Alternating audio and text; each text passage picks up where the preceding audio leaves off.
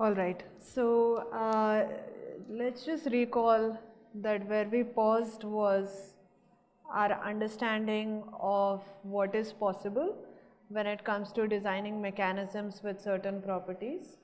And the last thing that we saw was that it is not possible to come up with a mechanism which is simultaneously onto strategy proof and non-dictatorial. That is where we stopped, right? We didn't actually prove this, but we just built our way into understanding that strategy proofness implies monotonicity, strategy proofness and onto implies unanimity, and based on monotonicity and unanimity we sort of got some intuition based on examples for why what we are saying might be true. But as I said, I'm deferring an actual proof to later. By later I mean hopefully during one of the tutorial sessions we'll have a chance to revisit it. But I want to continue the story by talking about what can we do to work around these impossibility results that make it seem like coming up with good voting rules is not something that we can hope for. So informally these rules are saying that you can't make everyone happy all the time, which is intuitive but at the same time not something that we want to live with. And I also mentioned that if you think about the last impossibility result that we saw, two things that we could try and do are A, randomization, and B, trying to see if we can quantify the extent to which we are giving up on strategy proofness. And we also briefly mentioned that both of these approaches, there's a formal sense in which both of these approaches in fact also fail. So now I'm finally going to present some positive news.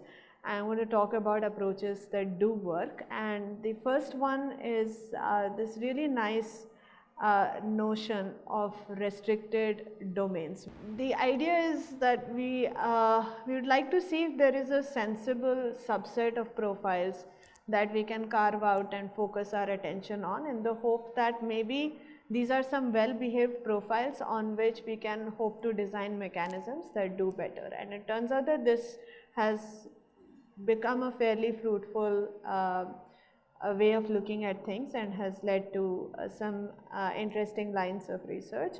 And I'll focus on one such set of approaches, and there are several others. I mean, there are many ways in which you can carve out pieces of this big pie, which is the set of all profiles.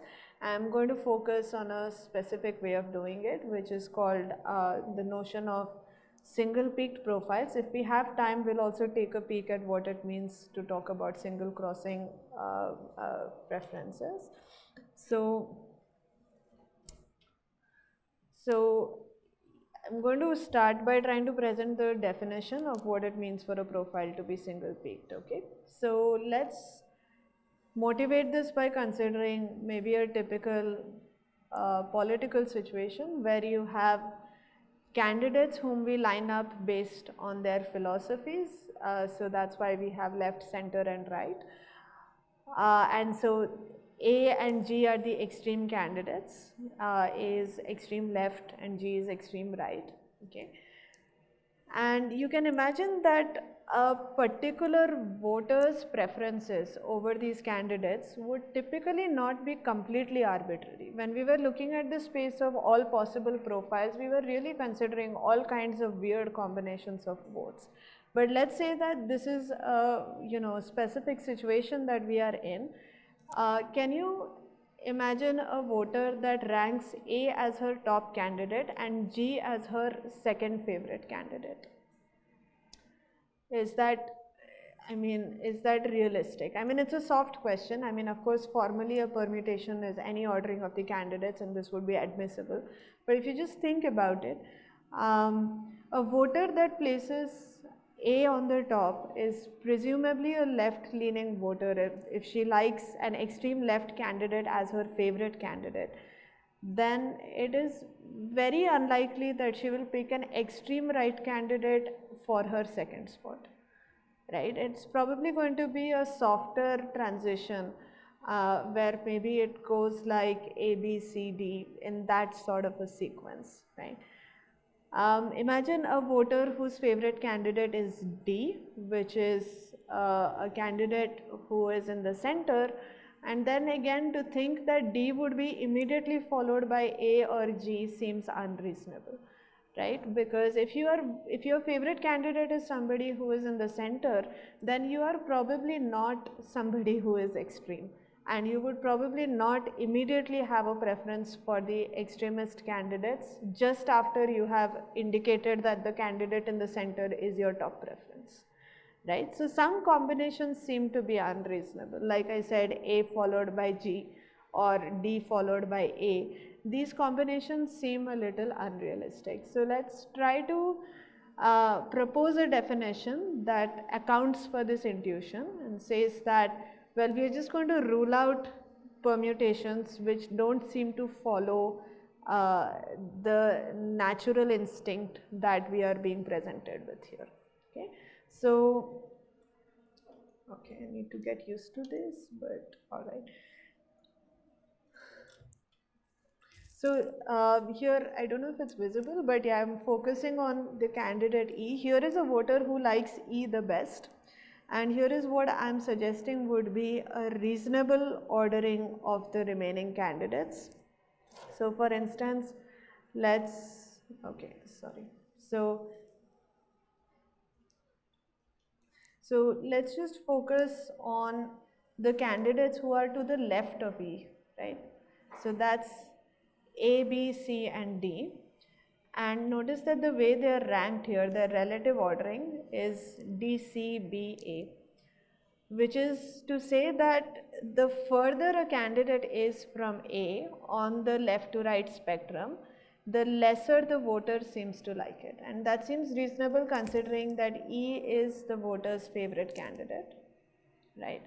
And if that's where your heart really is, the further a candidate is away from this guy, the less you are likely to be in favor of such a candidate. And the same goes for candidates in the other direction. Okay, so it seems reasonable to say that any voter that likes E the best will prefer D less than E, C less than D, B less than C, and A less than B, and similarly will prefer F less than E and G less than F. However, that still leaves you a fair amount of room to construct multiple preferences that respect the criteria that I just suggested. So for example, here is one where I have merged the two sort of, so I guess what I said was that E is preferred over D, is preferred over C, is preferred over B, preferred over A, and we also think it's reasonable that E is preferred over F, is preferred over G. But these two orderings can still be merged in multiple ways. You can imagine interleaving this portion of the order with this portion of the order in multiple ways, and we perhaps have no reason for ruling out any of these interleavings. Any of these interleavings would still be reasonable. So all of those interleavings are in some sense permissible in the framework that we are going to be proposing here. So I probably have a couple of more examples of orders that respect this idea. So here is a different interleaving, and you could do a few others, and you can also easily come up with examples that violate the criteria that I'm suggesting here. So this is a typical pictorial representation of what it means for a preference or a permutation to be single peaked with respect to a universal ordering over the candidates. So this ordering over the candidates, which is A through G going from left to right, this is something that is fixed a priori. Some people call it the harmonious ordering, some people call it the universal ordering. So this is some fixed permutation of the candidates, and we say that another permutation, which is presumably the preference of a voter, is single peaked with respect to the harmonious order if it has the property that if you look at the position of the top candidate in the permutation and then look at the positions of the remaining candidates, then the way they are ordered in the permutation respects the harmonious ordering in the way that we just discussed. Okay, so we'll make this a little more formal, but hopefully the idea is beginning to emerge, or is becoming clear. So here is a slightly more precise definition. We say that you have a preference that is single peaked if, when you say that X is liked better than Y, okay, then either X is your favorite candidate, and if X is your favorite candidate, you are allowed to like X more than any of the other candidates. But if this is not the case, then if X and Y lie on the same side of the peak, so I'm using the word peak to refer to the favorite candidate of the voter. So if X and Y both lie on the same side of the peak, then Y must appear later than X in the harmonious order. Y must be further away from X, further away from the peak than X is. Okay.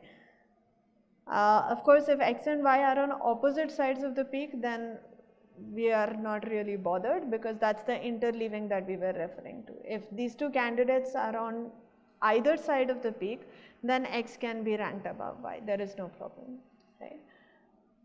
So whenever we rank, so what is the test for a permutation being single peaked with respect to a harmonious order? So again, let's say that A to G is the fixed harmonious ordering, and let's say that you give me a permutation. My test is going to be that for every pair of candidates, I'm going to check if, so let's say you have ranked B above D, and let's say E is your favorite candidate, right? Then does that pass the test for single peakedness, or does that fail the test for single peakedness? B over D. You say you like B more than D.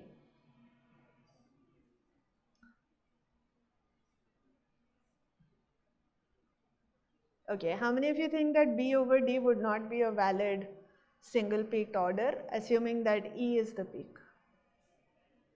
Okay, so yeah, so it turns out that D is closer to the peak than B is, right? So you would want to rank D higher than B, but it could be that the gap between B and D could be, I mean, you can't really control that. You might be ranking F and G in between, or the gap will be at least 2, because you still have to rank C before you can bring in B into the picture, but it could be more than that. But nonetheless, D has to be ranked higher than B if you have an ordering that is single peaked with respect to this order, with E being the top candidate. Yeah. So essentially, for any pair of candidates which are on either side of the peak, there is nothing to check. But if you are two candidates who are on the same side of the peak, then your relative order must be something that respects the harmonious order, which is to say that if you rank A higher than B, then A must be closer to the peak than B is. Is that clear? That's the definition of what it means for a given permutation to be single peaked with respect to a fixed harmonious ordering, or a fixed universal permutation.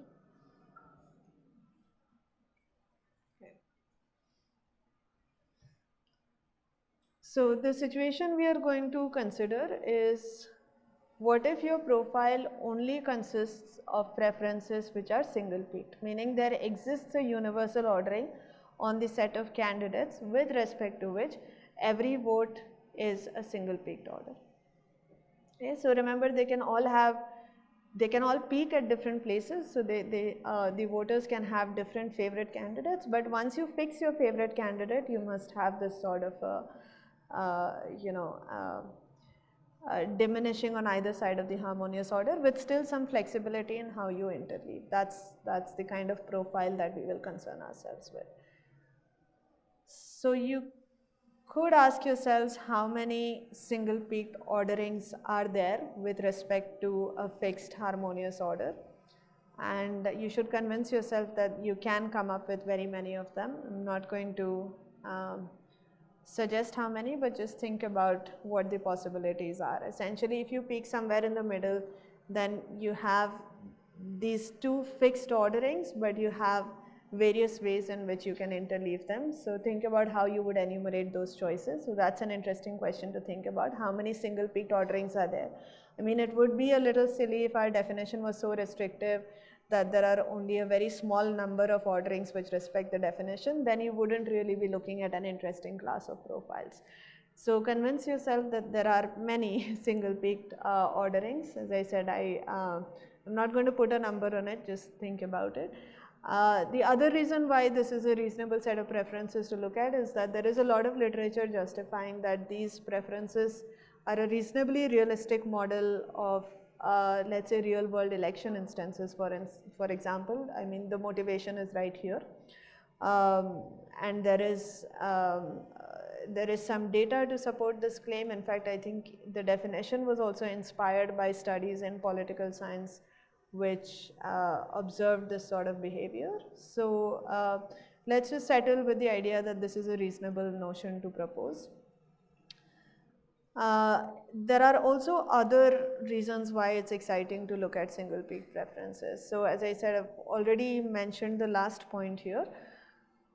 But okay, one thing to worry about is, given a profile, a fundamental question is to check if it is single peak, because without knowing if your profile has this property or not, it would be a little hard to make progress on anything else. Let's say you have a mechanism which works well for single peaked profiles. Before you apply the mechanism, you want to be sure that your profile is in fact single peaked.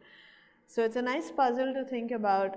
How will you check if a collection of permutations is single peaked or not, right? Does that question make sense? I give you a bunch of rankings and I want to know, can you come up with this universal ordering of the candidates with respect to which each one of these rankings is single peaked? Yeah, so I'm kind of turning the tables now. Previously, for the definition, we were saying that if there is a ranking which is universal, with respect to which every other given ranking has this nice property, then we say that the collection of rankings that we have is single peaked. And now I'm saying, okay, so typically you are given a profile to contend with, to work with. How do you check if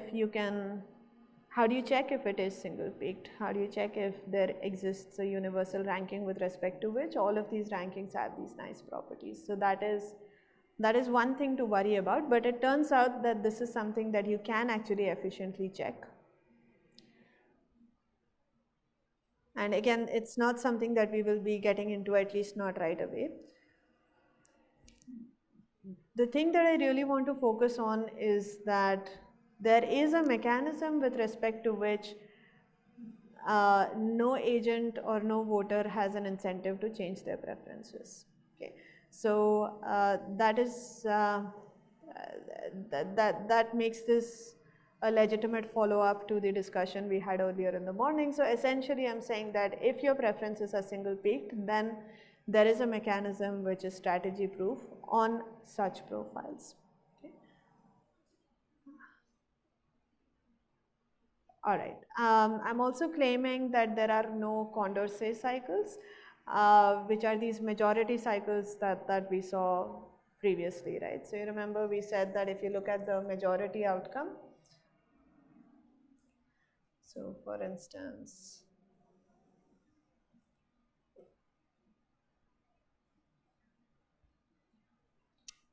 we said that you could have situations where you prefer A over B. Okay, so I don't remember how I told you the arrows yesterday, but yeah, maybe this is what I did say, that A is preferred over B, B is preferred over C, and C is preferred over A. So that would be a majority cycle situation. So if you're going to get bored for the rest of this lecture, maybe this is something you can wrestle with and convince yourself that there are no Condorcet cycles emerging from single peaked preferences. And remind me if we have a bit of time at the end, we will revisit this. But for now, I want to get to the issue of whether agents whether we can come up with a strategy proof mechanism, because that's the thing that arguably interests us the most at this point.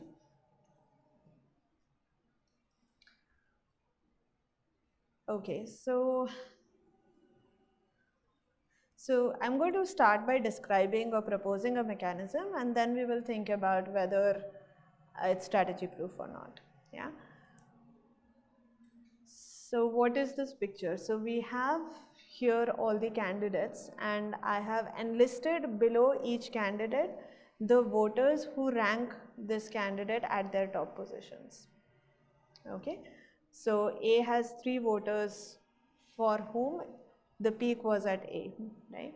There are 3 voters who peak at D, for instance, and so on and so forth. So this is the entire collection of voters partitioned according to which candidate they place at the top spot.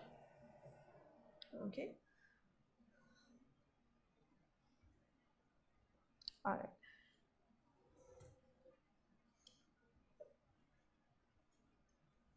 Okay. Yes. The mechanism outputs the so-called median candidate, which in this example, I think we find it at D. So what is the median candidate? You basically walk down the harmonious order, okay, and keeping track of the cumulative count of votes that you have received thus far. Okay, so essentially think of this as so essentially it's the candidate where the total number of votes that you have collected up to that point crosses half the entire population. That's the median candidate. So do I draw a normal curve based on, okay, you're thinking of this as so if you interpreted this as a histogram, there is no reason to believe that the histogram would have like a normalish shape, if that's what you're asking. Because even in this example, if you were to draw a histogram on the candidates,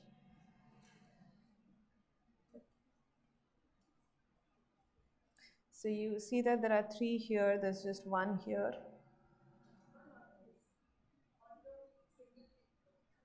Oh, on the single, so I'm actually in fact hiding the rest of the vote. I'm just, so each of these voters have a single peaked preference. So, but for instance, this voter here peaks at D. All of these voters peak at D, but they could have fairly different preferences, right? In the sense that this could be D followed by C followed by B followed by A and then E, F, G, whereas this could be potentially, let's say, D, C, E, B, F, A, G. These are both valid single peaked orders. And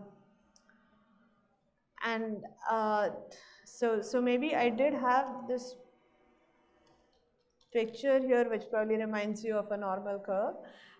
This was just to indicate the direction in which the preferences flow from the peak, just outwards, but that's all that it is depicting. So there isn't a more serious significance for this picture. It's just indicating that the preferences go downhill from the peak in either direction, but you still have plenty of room for doing the interleaving. Yeah. Does that answer your question? Yeah. Okay. Yeah, as I said, if you look at the data here, it isn't necessarily, I mean, these bars could have any structure, I think. Yeah, so it's pretty arbitrary even here. So these bars are just collecting the top vote statistics, the top candidate statistics from the voters, right? So that's all that we are staring at.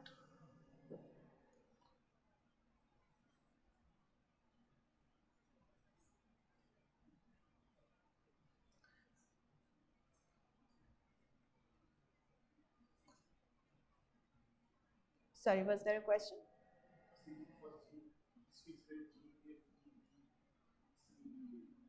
Right, right. So for these voters, there isn't much of an option. If your favorite candidate is A, then the rest of your ordering is fully determined. There isn't any room for maneuvering. Similarly, if your favorite candidate is G, there is no room for maneuvering. That's a good point. Oops. Yeah.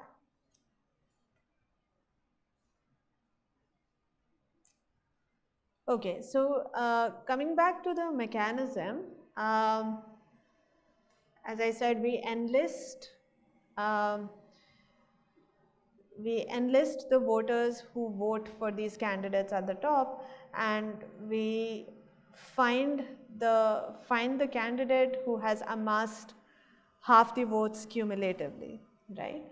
And that's the candidate that we output as the winner. So this is a social choice function. So I mean, of course, you could turn it into a ranking by eliminating this candidate from consideration, running the rule again, and then finding the next best candidate and so on. But for now, let's just focus on um, the social choice version of the mechanism, right? Okay, so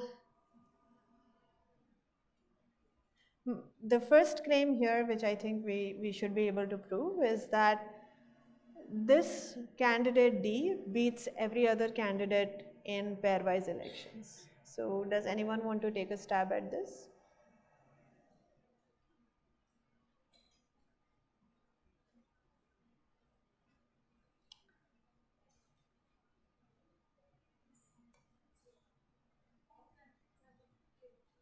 Sorry? All candidates, all voters you mean? Or, yeah, all voters have their peak, all voters in this column have their peak at D. All voters here have their peak at C on the second column, I mean on the third column, sorry. Yeah, so these are the guys.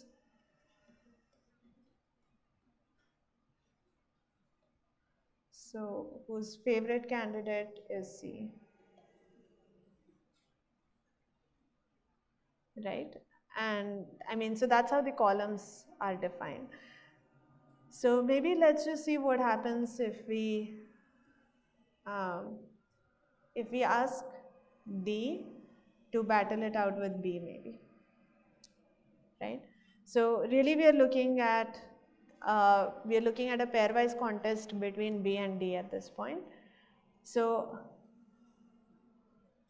who are the voters who prefer D over B, and who are the voters who prefer B over D? Maybe this is not the best choice. Maybe so because B and D sound so similar. Yeah, C. Yeah, hopefully I can make that sound distinct. So let's do C versus D.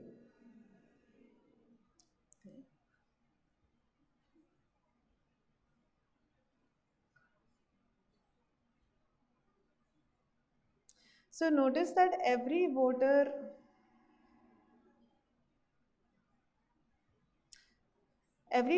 whose peak is at D or to the right of D, they are all voters who are going to vote for. So all of these guys here are going to vote for D over C because their peak is to the right of D, right? So C is further away from the peak, and the voters who are going to vote the other way are here, right? So for them, D is further away from the peak, so this is going to be C over D. And because of the choice of D being the median candidate, right? Because you're going to include these votes, right? So this is essentially you stop the first time that you cross half, right? So even if you look at it from the other side, this side is always going to be heavier, or it's going to actually be heavier than the other side. Yeah. So this is including the votes for D and the rest of the votes, right? So if this was less than half the votes, if this set was less than half, then, well, I mean, then this chap here is already more than half, and D would not have been the median. The median would have shifted to the left, right? So if this collection here, if this is less than half the votes, then this is more than half the votes. Then why did you go all the way up to D to identify the median point, right? You would have stopped short even earlier, right? So this is certainly more than half the votes here, which implies that D in fact does beat C in a pairwise election. And a very similar argument holds for any candidate to the left of D. And a symmetric argument holds for all the candidates who are to the right of D. If you are to the right of D, then again, people who are going to, so let's just quickly do this with maybe D versus F, for instance. So the candidates who are going to vote for F over D are, sorry, the voters who are going to vote for F in favor of D are the voters in the last two columns, right? Here you have that F is a favorite, and at G again D is further from G than F is.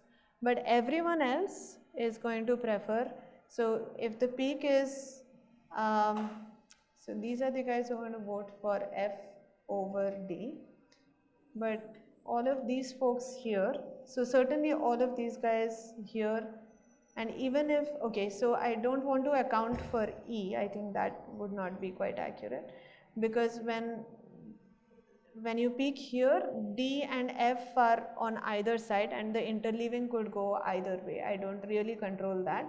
So any candidate strictly between D and F, I'm not going to comment about them. But at least all the way up to D's column, all of these folks definitely have a peak either at D or to the left of D, which makes F further away from D from their point of view. So all of these guys are going to prefer D over F. Yeah, and then this is again by the same logic of picking the median point, this is strictly more than half the voters. Yeah.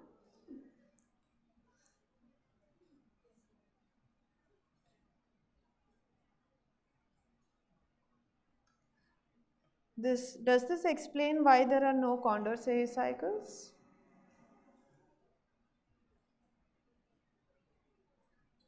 If you have a clear Condorcet winner, then you cannot have a majority cycle, right? All right, so that's at least somewhat sorted.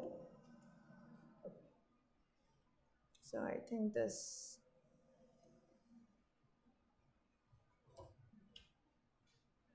okay, the slides pretty much repeated the arguments that we made, so I skipped ahead.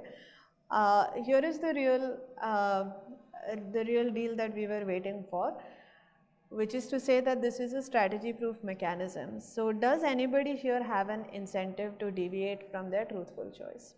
So first of all, notice that this mechanism has a flavor of plurality in the sense that it seems to be only accounting for who is at the top. It's making use only of that information, okay?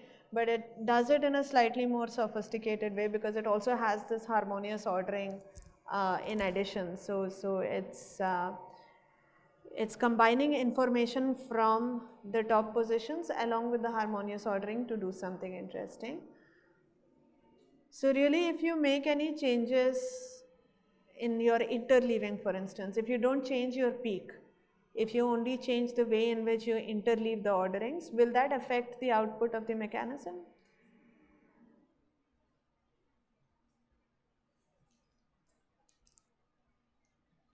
Okay, so these voters here certainly have no incentive to deviate because they are getting their favorite candidate, right?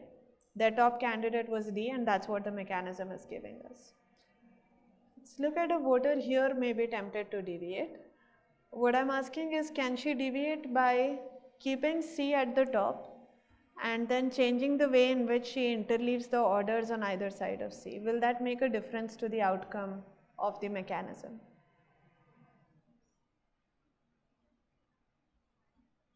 Yeah.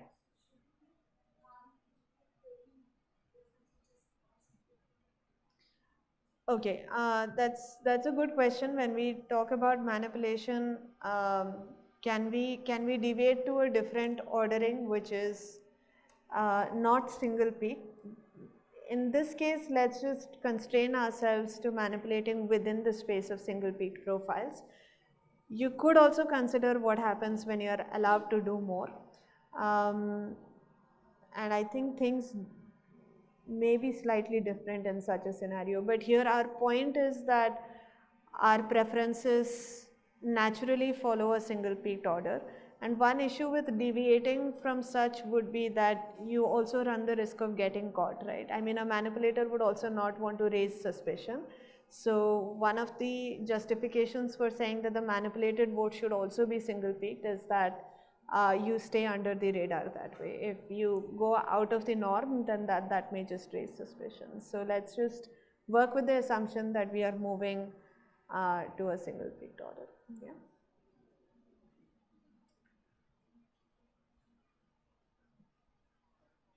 So also even in the computational perspective, I mean, both versions are studied, but I think the more common assumption is that when you are working within a domain, your manipulative attempts also remain within the domain.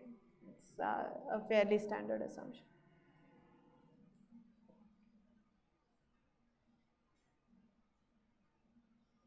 So the first question is changing, I mean, if a voter in C's column continues to keep C at the peak and messes around with the rest of her preferences,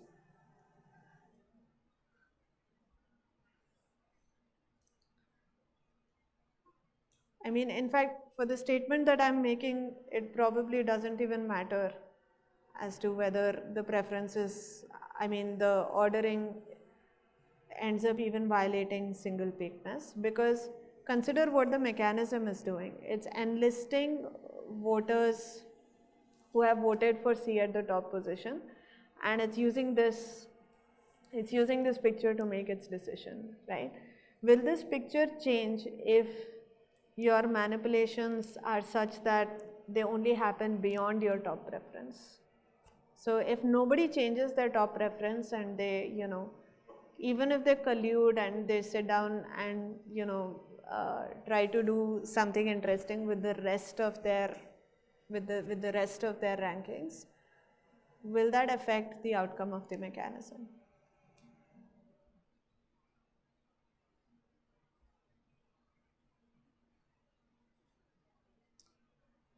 Okay, some of you seem to think that it will not affect the output of the mechanism. And why is that?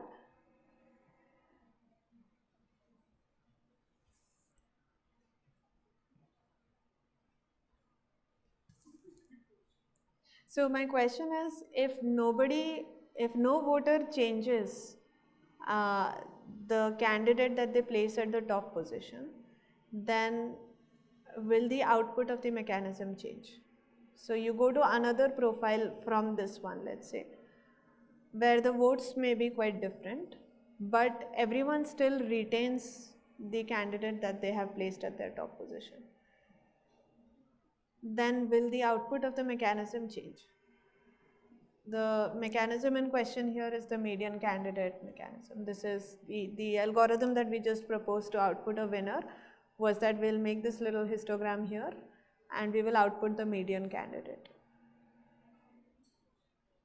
Won't change, because the picture of the histogram stays the same, right? No matter what you do, if the top positions remain the same, then the way you're going to collect the voters also stays the same and nothing about the mechanism is affected. So if you want to have a serious shot at manipulation, then you have to change your peak, right? Otherwise you will not be able to affect or influence the outcome of the mechanism. Okay, so suppose our friend here, the first voter in C's column, suppose she wants to attempt manipulating by changing her peak. What should she change her peak to? Where can she go? And does it make a difference if she changes the peak from C to B or C to A? because that would just move this circle here or here, but the overall location of the median stays the same, right? It's the same story if she goes to D, right? What else can she do?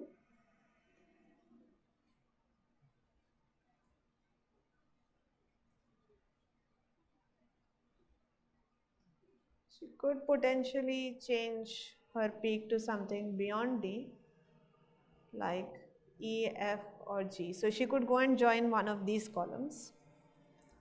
How will that affect the location of the median? Will it move the median to the left or to the right? Right. Yeah, so if she moves to the other side of the fence, then the median either stays the same or in fact moves to the right, because you are making this side lighter, so it will take you longer to find the median, if at all, right? So the median candidate, well, either stays the same, in which case you achieve nothing, or if you did manage to change it, it actually moves rightwards. But since you peaked to the left of the median, if the median moves towards the right, the outcome is better for you or worse for you? Remember that your true preferences are at least single peaked, right? Even if your deviation is not. So if your true preference is single peaked, would you be happy if the median moved towards the right, considering that your peak was to the left of the median? No, right? Because that's only going to be further off from what you want. So if you move your peak to the right of the median, then you run the risk of worsening the outcome. And if you move your peak to the left of the median, then you don't change the outcome. So either way, you are pretty helpless. I mean, you cannot, you either don't change the outcome or you make it worse, which means that you actually do not have any incentive to deviate. And I think in this argument, you probably could even try deviating to a non-single peaked preference, but the same argument would work. In the sense that what the mechanism is doing is anyway taking the top positions, right? And what we said about the mechanism being a Condorcet winner may get affected if, I mean, that really depends on every vote being single peak. But in this manipulation, essentially, since any manipulation beyond the peak anyway does not matter, it's really a question of, you know, can you change your peak to something else? And the way the mechanism is set up, you just cannot. So even if the rest of your ranking is something fancy and potentially not single peaked, it will still not help. Okay. So is this clear that nobody has an incentive to manipulate with respect to the median candidate? Yeah. So I would say this is, yeah, so this is again trying to say that there's nothing interesting to be done here. Okay, so so one thing that I am actively omitting in the context of single peak preferences is the issue of identifying them. So this is actually an interesting algorithm, and it's actually pretty old as well. It involves setting up a matrix based on the rankings and checking if the matrix has this so-called consecutive ones property. So it's a binary matrix, all the entries are 0 or 1, and a matrix has the consecutive ones property if in every row all the ones appear contiguously.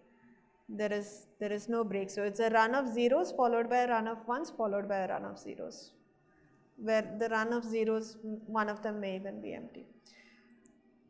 So that is something that turns out to be, so we know how to check if matrices have this property. So the way this works is by reducing this to the consecutive ones problem. But I won't really be saying anything more about this. Maybe what I will do is give you the construction of the matrix. Again, probably a tutorial problem is the best place to do this. I will give you how the matrix is constructed from the permutations and it's a nice exercise to figure out what consecutive ones has to do with single peakness. So again, that is something that I'm slightly deferring. In the interest of spending whatever time I have to tell you a little bit about multi-winner voting rules, this is something that I promise that I'll allude to, and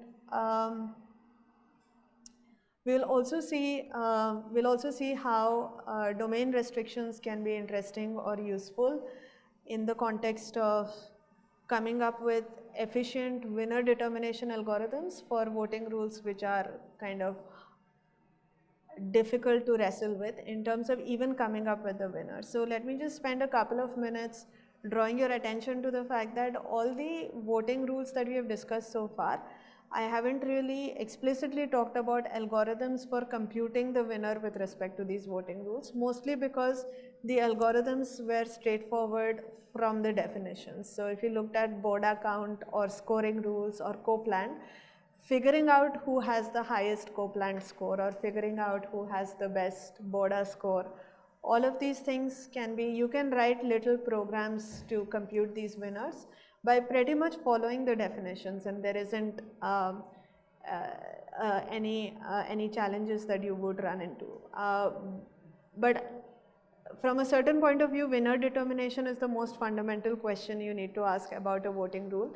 When you come up with a voting rule, you want to know, well, is this voting rule efficiently computable? Can we actually work out who the winner is with respect to this voting rule quickly? And as I said, we haven't really encountered voting rules where the answer to this question would be tricky. So we have kind of bypassed it altogether. However, there are voting rules which are very interesting, but which are a little tricky to deal with, or you could say that they are unpopular in practice because it turns out that we don't know how to efficiently compute the winners with respect to some of these rules. So for instance, one voting rule of the cuff which has this sort of a situation is the Dodson voting rule, which basically is a voting rule that's in love with Condorcet winners. So the rule says if there is a Condorcet winner, then output it.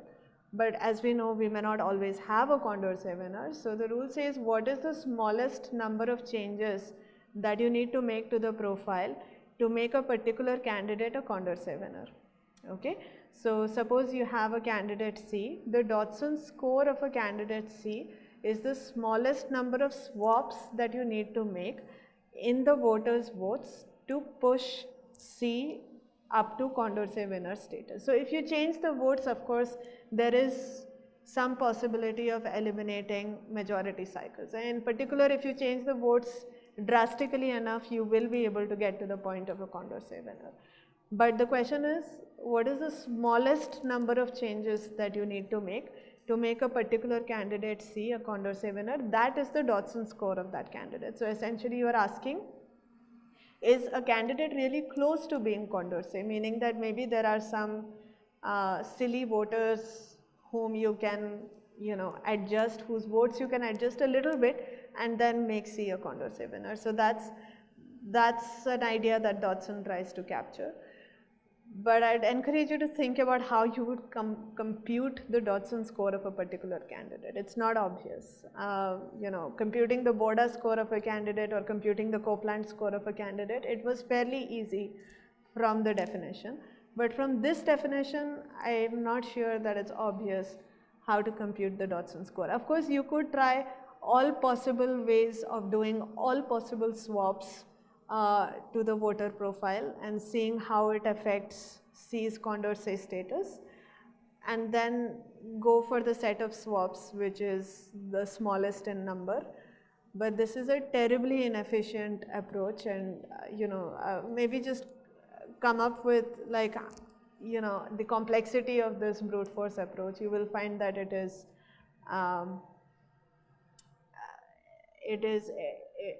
really bad. So it's certainly exponential, probably even double exponential. So yeah, so that's a fairly inefficient way of doing things. So can you come up with something that is better? So that's a question that again I want to just leave you with. I'm not going to dig deeper into Dodson now, but I want to tell you about another voting rule which also feels very appealing, but has the issue that it's not easy, or it's not obvious how you can compute the winners. And I want to do an example in the committee setting, because that's a setting that we haven't touched upon yet. And one of the reasons for bringing this up is that we'll be able to also observe that if your profile happened to be single peaked, then actually there is a nice way of computing the winners efficiently. So that's another advantage of looking at restricted domains. I mean, not just resistance to manipulation, but some really nice voting rules which were out of reach just because they were hard to compute. Winner determination was tricky. They become more accessible because the structure of single peaked profiles lets you come up with interesting algorithms. So that's going to be the rest of the story here. Okay, so recall that the multi-winner setting is where, again, we have a collection of rankings, let's say, and we want to output a committee of size k, of fixed size. Okay, and in these slides, again, the notation is that every row is a ranking, and the icons depict alternatives. Maybe, again, this is you folks trying to figure out how you want to spend the evening. So go out for dinner, go out for coffee, go out for a concert, or watch a football match. It should have been cricket, but anyway, okay, so we'll live with this. But okay, so these are a bunch of rankings, and what we want to do is, in the multi-winner setting, we want to select, let's say in this case we want to select 2 options. We want to narrow it down to 2 options. So here is a particular approach which says that basically I'm going to see, okay, so I'm going to ask myself, how far do I need to go for every voter? How far do I need to go before I appease the voter? I mean, the voter says that, okay, now at least one of these options is something that I'm okay with. So for instance, if I pick the options of having coffee and going to a concert, the last 4 voters have these options at their top spot. So we are going to say that these voters are fully satisfied with this outcome, because there's at least one person in the committee that you have suggested, or there's one alternative in the committee that turns out to be their favorite alternative, so they are not going to complain. The people who are going to complain are the first 2 voters, for whom what has happened is that you need to go up to their second spot to be able to see at least somebody in the committee whom they whom they like. So up to, okay, so in the top position, the first 2 voters are like, we don't see anybody that we like in the committee. Okay, and so these voters are going to be, let's just label these as unhappy voters. But if I draw a line at the second column, then I see that at this point everybody has somebody that they like in the committee. Okay, so that's my, so you can think of this as putting up a dissatisfaction threshold. Okay, so how far do I need to go before I can be sure that for every voter there is an alternative before the line that I've drawn that actually exists in the committee. Okay, so that line is certainly not here, but I can just about manage here. Okay, so again, if you want to be a little more precise about this, you can define the dissatisfaction of a voter with respect to a committee as the rank of, so the voter looks at the committee and figures out who is her favorite candidate in the committee, right, among all the options. So I have a ranking, so I figure out who is my favorite candidate in the committee, right? So let's just say that the highlighted candidates in the bottom row are my choice of committee. So I go to a voter and I ask her, well, who is your favorite candidate in this committee? So in this case, so let's say that the orange candidate is the voter's favorite candidate, right? The blue candidate is ranked last, let's say, and so her top two candidates didn't even make it to the committee, and the orange candidate is her best bet among the people who have been chosen in the committee. She likes the orange one the best. Okay, so the dissatisfaction of this voter, so again you could, what is typically defined as the border dissatisfaction. So if your favorite candidate got picked, your border dissatisfaction is 0, because it would be quite nitpicky of you to say that you have a dissatisfaction if your favorite person is in the committee. So the dissatisfaction is 0 if your top candidate is in the committee. But if your top candidate is missing and your second candidate, your second favorite candidate is present in the committee, then you have a dissatisfaction of 1, and so on and so forth. So it's 0, 1, 2, 3 and so on. So in this case, this particular voter that's highlighted has a dissatisfaction of 2, because it's the third, I mean her third ranked candidate is her best bet in the committee. Okay. So there are two versions of, or there are two ways in which you can evaluate a proposed committee. Either you could look at, you could write down all the dissatisfaction scores, and you could, I mean, are there, what do you want to do with these dissatisfaction scores?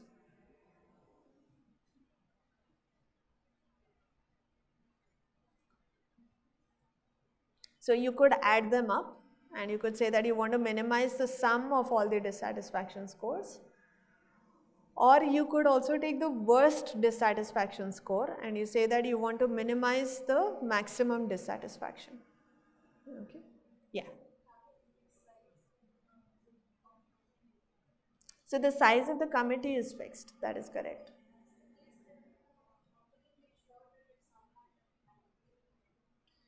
How can we make sure that the sum is, so we just,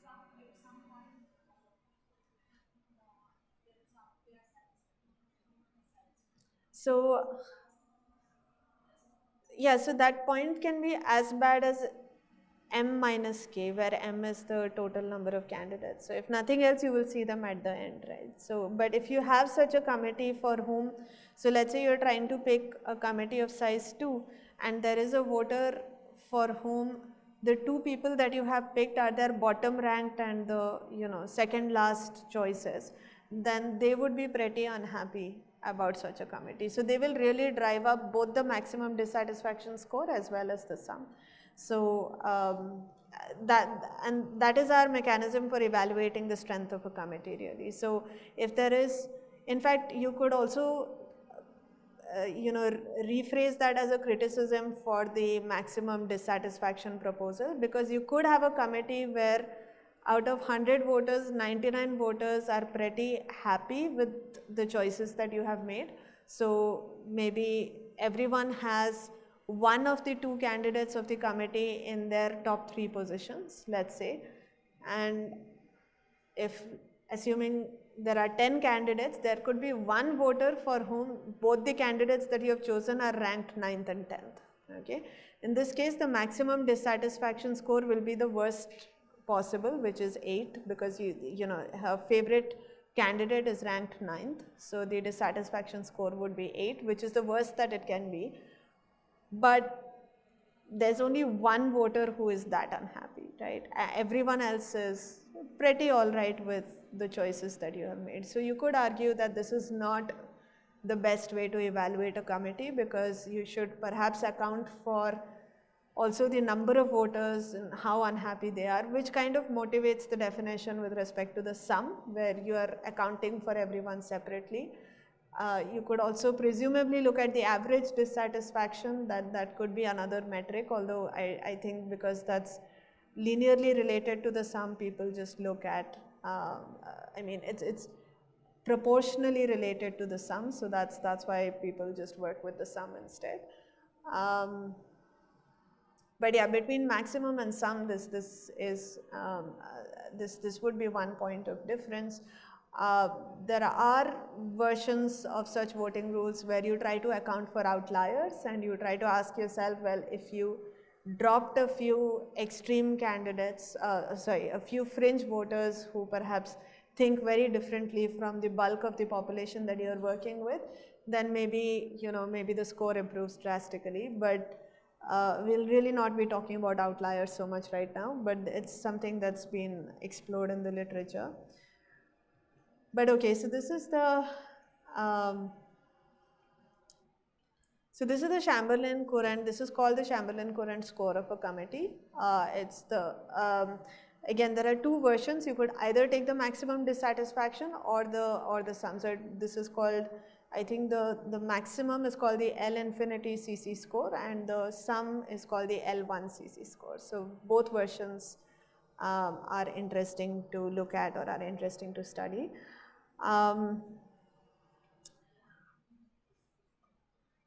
Okay, I mean, I just wanted to quickly check how many of you are familiar with NP hardness. I have done NP hardness in your coursework.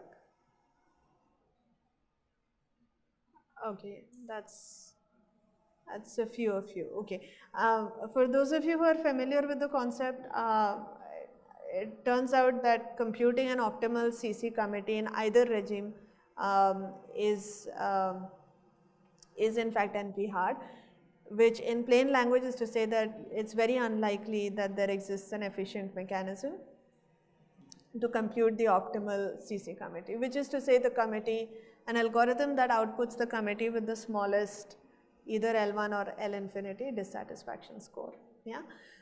On the other hand,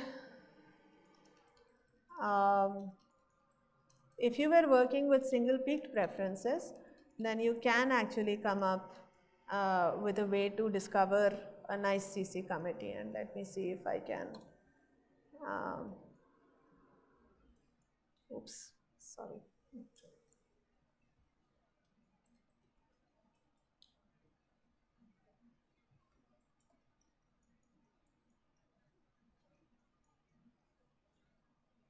Yeah, I think this is the correct set of slides.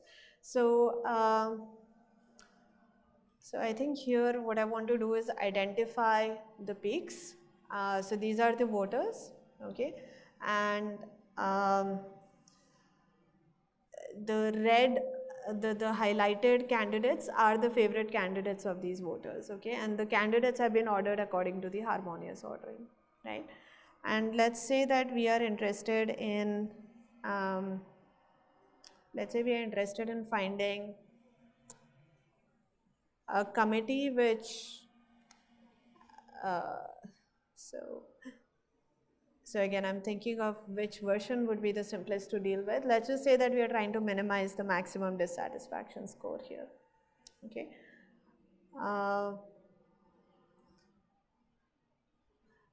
So in this, okay, so in particular, let me even say that I am looking for a committee which has a dissatisfaction of at most D, because that will make it easier for me to describe the approach. You can just run your algorithm through all values of D, right? So if you want to find the smallest dissatisfaction, just try and see if there is a committee with a dissatisfaction of D is equal to 0, D is equal to 1, D is equal to 2, and so on. And the first place where your algorithm says, well, I have found a committee whose dissatisfaction is just this D, the first point where the algorithm returns yes, that is the optimal dissatisfaction, right? Okay, so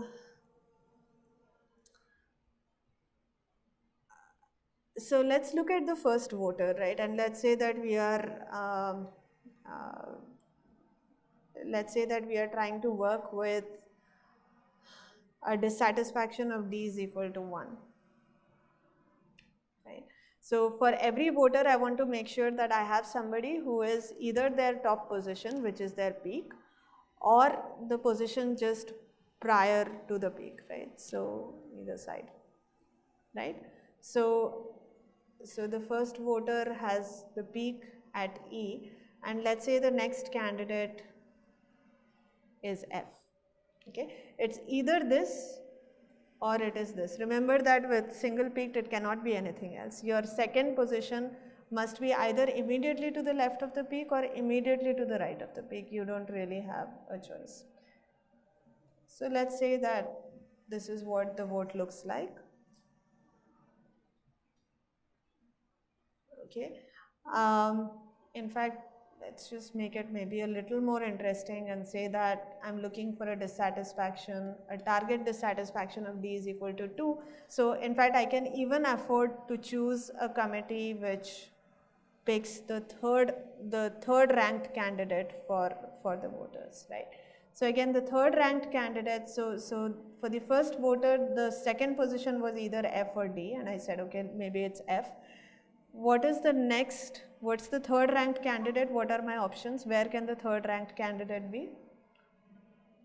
It's either G or D. So it's either this or this. Yeah. So again, maybe let's just say that it was D. For the second voter, again, I want to identify, who are the people that my committee is allowed to pick if it must manage with a dissatisfaction of 2. So again, I go to the voter and I ask her, well, I know that your top preference is B. Who is your second preference? And again, I know that the response will be either C or A. So let's say she responds with A, then her next favorite candidate in fact has to be C, right?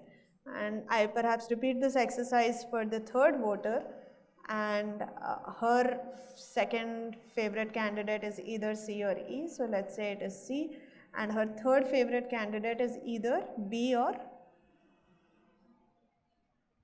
E, right, in this example. So let's again say that it is B, and similarly maybe this is E or F.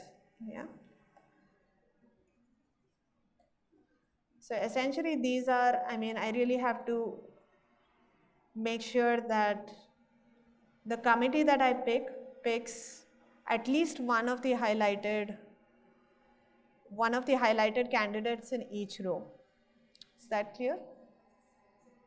Right. So I haven't told you what the size of the committee is yet, but we can fix anything you like. So maybe let's say that. Okay. So in fact, let's experiment.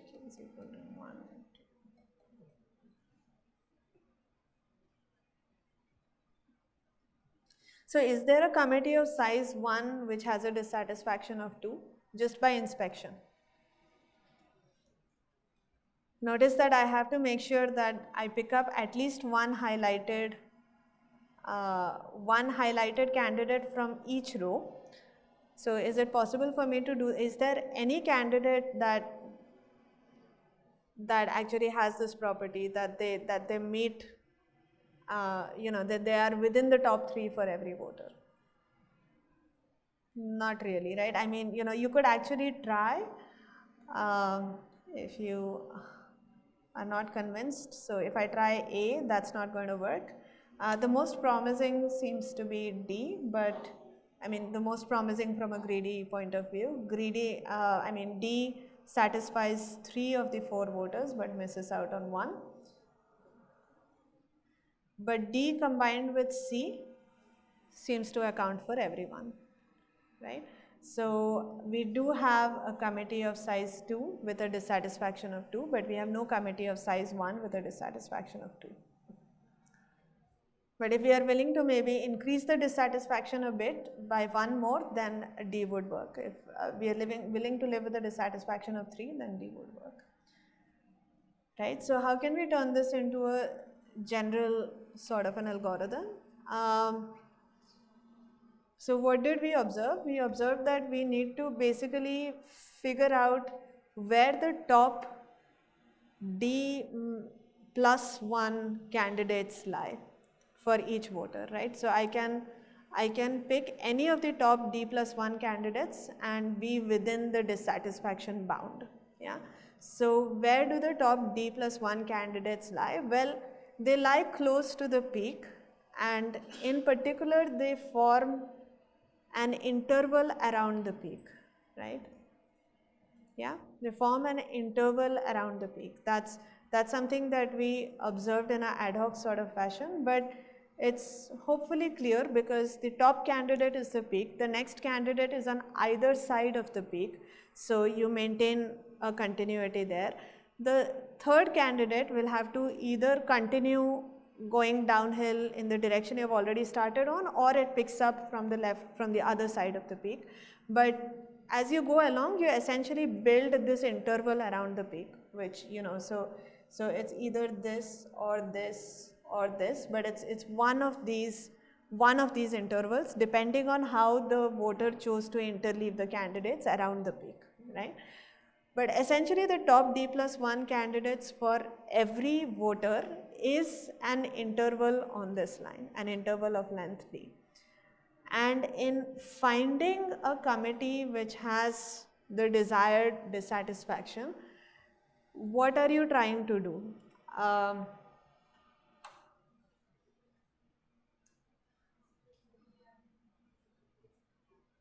Yeah, so you're trying to essentially intercept all of these intervals. So you're trying to find a subset of k candidates which are such that if you dropped vertical lines from them in this picture, they will end up, every interval will get stabbed by one of these lines, right? That's what you want. Right? Because if every interval gets stabbed, that means that, so each interval corresponds to a voter, and an interval getting stabbed by a candidate corresponds to the fact that that chosen candidate managed to fit within the top D+1 choices for that particular voter, right? So if you have a collection of intervals on a line, in this case they are even intervals of the same length. In general, they don't even have to be of the same length. But if you have a collection of intervals over a line and you're looking for k vertical lines that stab all the intervals, how would you check if it is possible to find k lines that stab all the intervals? So in this case, it was fairly straightforward by inspection, but in general, can you imagine a strategy for stabbing a collection of intervals with a fixed number of lines? So I think let me just go through. So here again, we are looking at a dissatisfaction of 3. So in this case, in fact, there is a committee of size 1 even.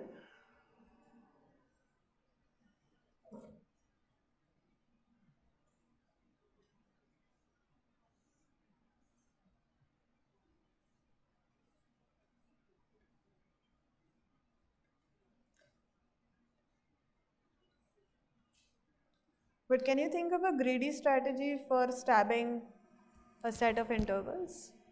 So can you, for example, sweep the candidates from left to right and only decide to pick a candidate when the situation is really desperate? Can you formalize this idea? Right. So basically you could perhaps look at the interval which ends the earliest, right? And you know that you have to pick, at the very least you have to pick the candidate where this interval stops, right? And it's all right to not pick any candidate before this, because this was the interval that stopped first. So you're not missing out on anybody by not picking a candidate before the place where this interval finishes. So look at the interval which finishes the earliest, right? Because no, so I mean, for the sake of contradiction, let's say that by only picking this candidate and not picking anyone before it, let's say there was somebody who got left out, didn't get stabbed. But if you didn't get stabbed, that means that you started and finished even before you know, our stabbing point came in. But that contradicts the choice of the that contradicts the greedy choice of the interval that we said finishes first, because then the black interval finishes even before the greedy choice, right? That's the only way that it can be left out, right? So you greedily pick the interval, the last candidate on the interval that finishes first, and that will probably automatically knock out a bunch of other intervals, which is great. You can push them out of the picture because they are done and dusted, and then you sort of repeat the strategy, and at every point you have picked a candidate that was in some sense necessary and sufficient for your solution, right? Okay, so that again can be made precise, but you can argue that If with this strategy you manage to pick up k candidates that hit all the intervals, then great. Otherwise, it is in fact not possible, because you were being very stingy about when you pick the candidates. So if you didn't manage with k, then you know, it is in fact not possible to find k candidates that hit all the intervals. Okay, so so that is a strategy that works to find you know, a committee that has the smallest value for the maximum dissatisfaction. As I said, it's simplest to just fix a dissatisfaction target and work with that. If you want to find the optimal, you just try all possible values of the dissatisfaction and you know, run through them. You could even binary search the range of possible dissatisfaction scores to find the optimal. What is a little more non-trivial is finding an optimal CC committee on single crossing profiles. I'll not actually get into the algorithm, but I'll at least define this class for you, because it shares many of the nice properties of single peaked profiles. It's sort of in contrast with single peaked profiles, because here we are looking at an ordering on the voters rather than an ordering on the candidates. And what we are saying is that a profile is single crossing if there is a way of lining up the voters in a way that ensures that for every pair of candidates, there is a clean point where the opinion of the voters switch. Okay, so up to a point you have all the voters preferring A over B, and beyond that point you have all the voters preferring B over A. Okay, so there's one clean switching point which may not even come. So it's possible that there are a pair of candidates for which the entire vote is unanimous, which is permitted, and that's fine. But if there is a switch, there is only one place where we switch. Okay, so if it is possible to order the voters in such a way that for every pair of candidates there is one voter I, such that all voters up to I prefer A over B and all voters beyond I prefer B over A, then the profile is called single crossing, and the name is again intuitive relative to what is going on here. And what I want you to think about is, again, it's a nice exercise that if you're given a profile which is single crossing, then in fact any Chamberlain-Courant committee is actually fairly organized. If you go to the voters, line them up in the single crossing order, right? And let me just say that you have a committee that you are analyzing, okay, whose Chamberlain-Courant behavior you are analyzing. It cannot be that, for example, these three voters here say that green was my favorite candidate, and then a voter says that yellow is my favorite candidate, and then the next voter says that green is my favorite candidate. Okay, this sort of thing will not happen. And why is that? Based on the fact that this is a single crossing order. So remember, for single crossing we said that for every pair of candidates it is true that there is only one place where there is a switch. So up to a point all voters are like green over yellow, and beyond that point all voters are like yellow over green, right? So here can you see a violation of the single crossing sort of structure? So you probably see it here. This voter says yellow is less preferred over green, that's why he declares green to be his favorite candidate. This one prefers yellow over green because she has said yellow is my favorite candidate. And this clearly prefers green over yellow because he has said that green is my favorite candidate. Okay, so you have these three orders, but these three relative preferences between green and yellow, but that means that you have two places where you switched, right? So from yellow over green to green over yellow to yellow over green, but that violates the whole notion of single crossingness. So if you have a single crossing profile, then you'll see that if you enlist the favorite candidates of voters in any committee, these favorites will come in chunks. Okay, so there's a whole interval of voters who are going to say that okay, this chap is my favorite, and so on. So what is interesting is that you can take advantage of this property to design a very nice dynamic programming algorithm to actually discover the best CC committee. So since I'm running out of time, I'll probably not get into the actual algorithm, but if you like algorithmic puzzles, then see how you can take advantage of this property to design an algorithm for single crossing profiles. Okay? And single crossing profiles, again, you could ask the same questions that you asked for single peaked, meaning can you identify them quickly? Do they have the other nice properties? There are reasons why single crossing profiles are also considered to be a natural model for preferences, but that's something that has more to do with, again, economics and political theory, so I will not be going there at all. But this is just to give you a sense of the fact that you can carve out interesting subdomains from very general profiles, and you can derive interesting results for for these notions of restricted domains. So we have seen just a couple. There are many more which are very well studied and very interesting. And one that I didn't talk about is Euclidean domains. So where you have candidates and voters sitting in some Euclidean space, and the preferences are basically based on distance. So it's I mean, if your Euclidean space is just 1D, it's just the real line, then this is actually a subclass of single peaked preferences, and you can convince yourself about that. In fact, this is another thing that people also do. They compare different restrictions emerging from different ideas and see how the domains even overlap or relate with each other.